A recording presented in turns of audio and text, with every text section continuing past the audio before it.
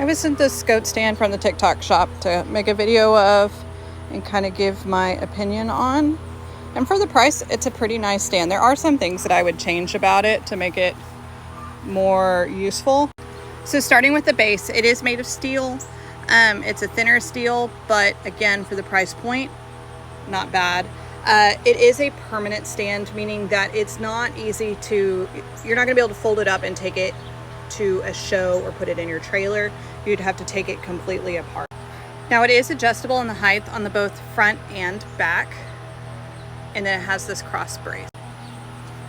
As far as the flooring goes, at first glance, this is a really nice top. However, it is fairly slick, so especially if you're bathing one, I think it's going to be really slippery. It's not going to have that kind of grip that goats need, so it could be something, if you've got a young one, might be a little dangerous. But I think you could put a matte or even like a textured spray paint to give them a little bit of grip. Now the front end is where we see some weakness in the design. So the piece that holds on the headpiece is actually screwed on with 2 bolts to the front of the stand. Now I think this gives you a lot of weak points, especially with those welds, where if you've got a bigger buck or a bigger goat and they flip or slip off the stand, you're gonna have breakage in those points pretty quickly.